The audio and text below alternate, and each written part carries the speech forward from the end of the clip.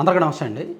మన వ్యవస్థల్లో డొల్లతనం ఎంతగా ఉంటుందంటే, మన న్యాయ వ్యవస్థల్లో కావచ్చు, అధికారిక వ్యవస్థల్లో కావచ్చు, డొల్లతనం ఎంత ఎలా ఉంటుందనేది ఒక్క ఉదాహరణ. హైకోర్టు గతంలో ఇచ్చిన తీర్పు, దాన్ని తప్పుపడుతూ సుప్రీంకోర్టు చేసిన కామెంట్స్ మనకి లైవ్ ఎగ్జాంపుల్. వ్యవస్థలో ఉన్న డొల్లతనానికి కేవలం ఏసీబీ సెంట్రల్ ఇన్వెస్టిగేషన్ యూనిట్ని పోలీస్ స్టేషన్గా నోటిఫై చేయలేదు అనే కారణంతో 15 మంది అవినీతి పరులైన అధికారుల మీద హైకోర్టు కేసులు కొట్టేసింది. ఆగస్టు 1వ తేదీని ఈ తీర్పు వచ్చింది. అప్పుడే అందరూ ఆశ్చర్యపోయారు, ఇదేంటిది హైకోర్టులో ఈ తీర్పు వచ్చింది అని. 2016 నుంచి 2021 వరకు రాష్ట్ర వ్యాప్తంగా ఏసీబీ వాళ్ళు రెడ్ హ్యాండెడ్గా కొంతమందిని పట్టుకొని వాళ్ళ అవినీతి మీద చర్యలు తీసుకున్నారు, వాళ్ళ మీద కేసులు నమోదు చేశారు. అలా 15 మంది మీద ఆదాయానికి మించి ఆస్తులు కలిగి ఉన్నారు అనే అభియోగాలు నమోదు చేశారు. సో వాళ్ళకి ఎటువంటి పోస్టింగ్ ఇవ్వలేదు, వాళ్ళ మీద కేసులు నడుస్తూనే ఉన్నాయి, వాయిదాల మీద వాయిదాలు నడుస్తూనే ఉన్నాయి. చివరికి ఒక చిన్న సాకు దొరికింది. ఆ సాకు ఏంటంటే 2014లో రాష్ట్ర విభజన సమయంలో విజయవాడలో ఏసీబీ సెంట్రల్ ఇన్వెస్టిగేషన్ యూనిట్ ఒకటి ఉంది. దాన్ని పోలీస్ స్టేషన్గా నోటిఫై చేయాల్సి ఉంది. రాష్ట్ర విభజన సమయంలోనే దాన్ని పోలీస్ స్టేషన్గా నోటిఫై చేయాలి, కానీ ప్రభుత్వం చేయలే. 2022లో వైసీపీ అధికారంలోకి వచ్చాక 2022లో దాన్ని నోటిఫై చేశారు. సో అంతకుముందు అంటే రాష్ట్ర విభజన నుంచి 2022లో దీన్ని నోటిఫై చేసే వరకు ఏసీబీ నమోదు చేసిన ప్రతి కేసు కూడా సెంట్రల్ ఇన్వెస్టిగేషన్ యూనిట్ కార్యాలయంలో విచారణ చెల్లదు, దానికి పోలీస్ స్టేషన్ హోదా లేదు, కాబట్టి అక్కడ ఎవరు పోలీస్ అధికారులు విచారించడానికి లేదు, కాబట్టి ఈ కేసులు చెల్లవు అని చెప్పి హైకోర్టు తీర్పిచ్చింది. ఆగస్టు 1వ తేదీని తీర్పిచ్చింది. ఎంత విడ్డూరంగా, ఎంత సిల్లీగా ఉంది. ఒక చిన్న కారణంతో అవినీతిపరులైన అధికారులు నీతిపరులు అయిపోతారా? వాళ్ళు తిన్న డబ్బు నీతి డబ్బు అయిపోద్దా? నిజాయితీగా సంపాదించిన డబ్బు అయిపోద్దా? ఏసీబీ అంత కష్టపడి వలపన్ని ఆదాయానికి మించిన ఆస్తులు కలిగి ఉన్నారని చేసిన అభియోగాలు నిరాధారం అయిపోతాయా? కానీ హైకోర్టు ఆ తీర్పు ఇచ్చింది. ఆగస్టు 1వ తేదీన ఆ తీర్పు ఇచ్చింది. ఆ 15 కేసులు కూడా మీరు ఒకసారి చూడొచ్చు. ఆ కేసు నెంబర్లు అవన్నీ కూడా మీకు పెడుతున్నాను చూడండి. మొత్తం 15 కేసులు. దీనిలో ఈ ఒక 13 కేసుల విషయంలో సుప్రీంకోర్టు నిన్న ఒక తీర్పు ఇచ్చిందనమాట. అసలు హైకోర్టు ఇచ్చిన తీర్పుని సుప్రీంకోర్టు తప్పుపట్టింది.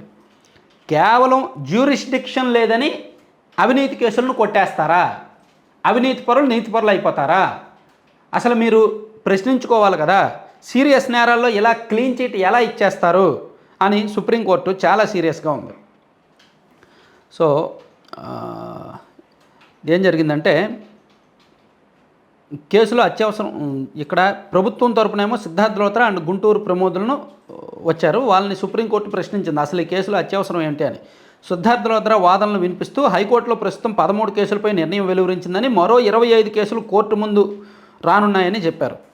సో అప్పుడు సుప్రీంకోర్టు జస్టిస్ సుందరేష్ ఏమన్నారంటే, ఒకవేళ కోర్టు చెప్పినట్టు జ్యూరిస్డిక్షన్ లేదనేది నిజమనుకున్నా ఆ పేరు చెప్పి అన్ని కేసులను పూర్తిగా కొట్టేయడానికి వీల్లేదు. కేసులను నిర్ణయించే విధానం ఇదేనా?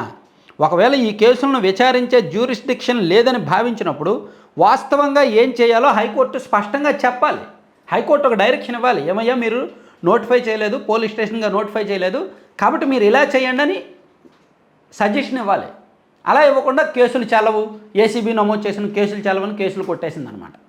అది హైకోర్టు ఇలాగే ముందుకెళ్తే ప్రతి కేసును కనీసం ట్రయల్ కూడా లేకుండానే కొట్టేయవచ్చు. అందువల్ల ఒక కోర్టుకు పరిధి లేదని భావించినప్పుడు మరో కోర్టుకు వెళ్ళాలని చెప్పాలి తప్ప నేరాలను పూర్తిగా తుడిచిపెట్టేయకూడదు. ఈ పేరుతో ట్రయల్ కోర్టుల ముందు 3 ఏళ్ళు 5 ఏళ్లలోపు ఉన్న అన్ని కేసులను కొట్టేయవచ్చు. ఈ తీర్పును ప్రాతిపదికగా తీసుకుంటే చాలా కేసులపై దాని ప్రభావం పడుతుంది. అందుకే దీనిపై మేము ఏదో ఒక నిర్ణయం వెలువరిస్తాం. అవినీతి కేసుల్లో ఉన్న ప్రతి వారికి హైకోర్టు క్లీన్ చిట్ ఇస్తే ఎలా అని జస్టిస్ సుందరేష్ ప్రశ్నించారు. సో దీని మీద ఛార్జ్షీట్ దాఖలు చేయాలని, విచారణ పూర్తి చేస్తామని చెప్పిందనమాట. సో మొత్తానికి మీరు విన్నారు కదా, ఎప్పుడో ఏసీబీ ఏమో కేసులు నమోదు చేయడం, ప్రభుత్వం ఏమో నోటిఫై చేయకపోవడం పోలీస్ స్టేషన్ సిఐను. ఎప్పుడు 2003లో అనుకుంటండి, ఉమ్మడి రాష్ట్రం ఉన్నప్పుడు రాష్ట్రంలోని పలు ఏసీబీ సిఐయుల్ని పోలీస్ స్టేషన్లుగా నోటిఫై చేశారు. కానీ రాష్ట్ర విభజన సమయంలో ఆ, విభజన చట్టంలో ఈ అంశం పేర్కొనలా. సెంట్రల్ ఇన్వెస్టిగేషన్ యూనిట్ని అలాగే వదిలేశారు తప్ప పోలీస్ స్టేషన్ హోదా కల్పించలేదు, పోలీస్ స్టేషన్గా నోటిఫై చేయలేదు. దాంతో ఈ కేసుల విచారణ చాలా అంటే లాయర్లు ఉంటారు కదా, క్రిమినల్ లాయర్లు ఉంటారుగా, ఏదో ఒక క్లాస్ పట్టుకుంటారుగా. సో ఈ 15 మంది అవినీతి అధికారులను కాపాడడానికి ఈ చిన్న క్లాస్ దొరికింది అంతే.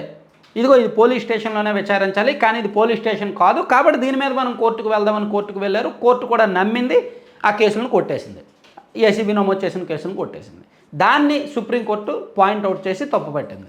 ఇలా ఇంత సింపుల్గా కొట్టేస్తారా, ఇదేం తీర్పు అని.